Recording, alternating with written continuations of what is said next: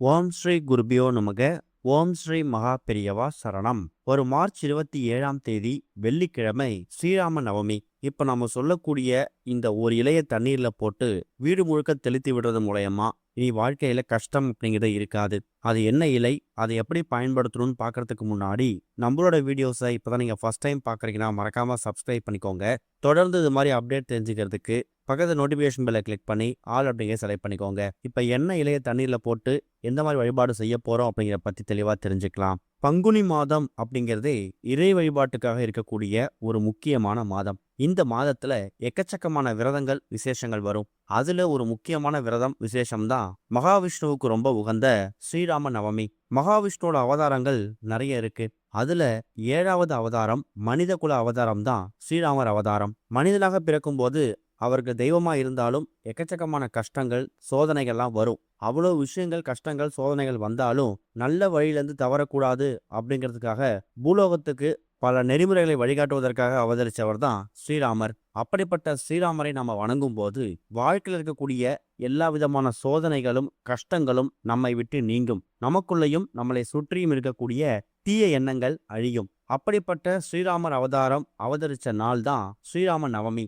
ஒரு வருஷமும் பங்குனி மாதத்துல வரக்கூடிய வளர்பிறை நவமி திதியும் புனர்பூசம் நட்சத்திரமும் சேரக்கூடிய நேரத்துல தான் ஸ்ரீராமர் அவதரிச்சிருக்கார். அப்படிப்பட்ட நவமி திதியும் புனர்பூசம் நட்சத்திரமும் நமக்கு சேரக்கூடிய நேரம் மார்ச் 27ஆம் தேதி வெள்ளிக்கிழமை வந்திருக்கு. நவமி திதியை பொறுத்த வரைக்கும் மார்ச் 26ஆம் தேதி மதியம் 2:57 ஆரம்பித்து மறுநாள் மார்ச் 27ஆம் தேதி வெள்ளிக்கிழமை மதியம் 12:52 வரைக்கும் இருக்கு. புனர்பூச நட்சத்திரமும் மார்ச் 26ஆம் தேதி மாலை 7:05 ஆரம்பித்து மார்ச் 27ஆம் தேதி மாலை 5:48 வரைக்கும் இருக்கு.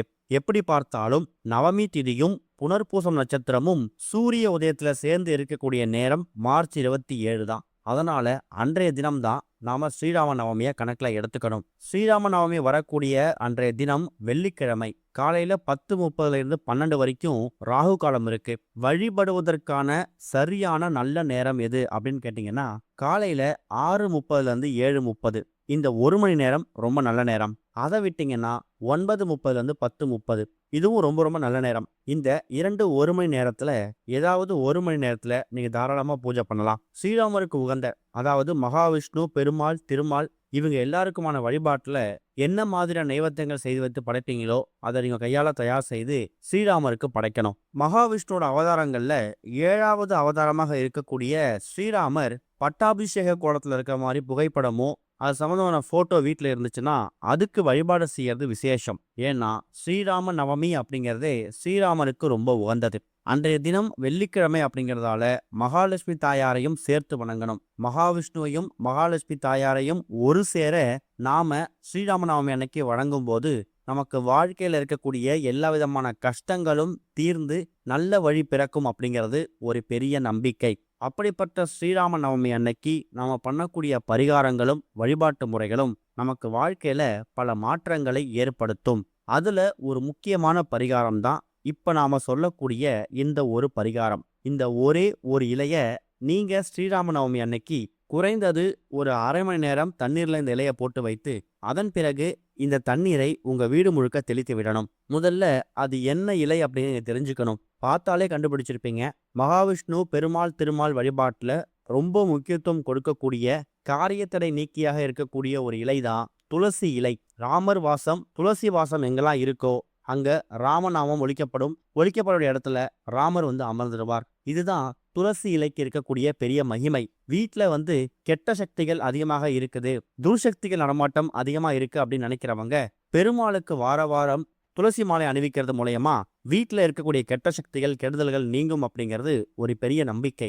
தோஷ நிவர்த்தி பொருளாகவும் இந்த துளசி இலையை நம்ம பயன்படுத்திக்கலாம். இப்படி எக்கச்சக்கமான மருத்துவ குணங்களும் மகத்துவம் நிறைந்த அற்புதமான ஒரு பொருள் இந்த துளசி இலை. துளசி இலைய நீங்க வெள்ளிக்கிழமை மார்ச் 27ஆம் தேதி ஸ்ரீராம நவமி அன்னைக்கு பயன்படுத்த போறீங்கன்னா முடிஞ்சா மார்ச் 26ஆம் தேதி மாலை நேரத்துல பறிச்சுட்டு தயார் செஞ்சு வச்சுக்கோங்க.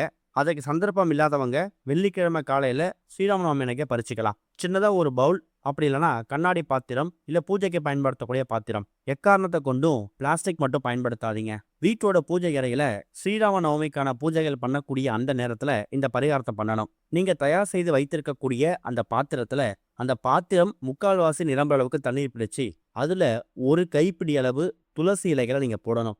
அதுவும் துளசி இலைகளை அந்த தண்ணீர்ல போடுறதுக்கு முன்னாடி நல்லா கழுவி சுத்தப்படுத்தி அதுக்கப்புறம் தான் போடணும்.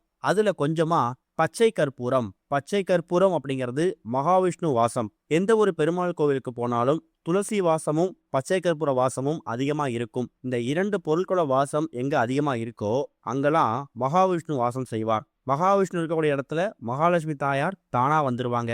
இப்ப ஒரு கைப்பிடி அளவு துளசி இலை, கொஞ்சமா பச்சை கற்பூரத்தை நசுக்கி பொடி பண்ணி அந்த தண்ணீர்ல போட்டுட்டு இந்த தண்ணீரை அந்த பவுலோட அந்த பாத்திரத்தோட உங்க வீட்டோட பூஜை அறையில ஸ்ரீராமர் மகாவிஷ்ணு புகைப்படத்தை கூட வச்சிடுங்க. வச்சுட்டு பெருமாள் திருமாலோட மந்திரங்கள் நாமங்கள் என்ன தெரியுமோ, பெருசா தெரியலையா, ஸ்ரீராம ஜெயம்னு ஒரு 108 முறை சொல்லலாம்.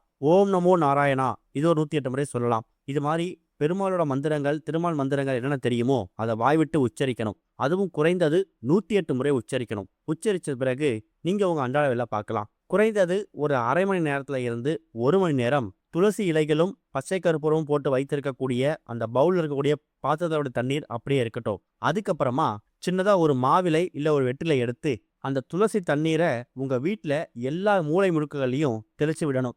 இந்த இடம் அந்த இடம் இல்லாம வீட்டோட ஒரு பகுதி ஒரு மூலைகள்லையுமே இந்த தண்ணீரை தெளிச்சு விடுங்க.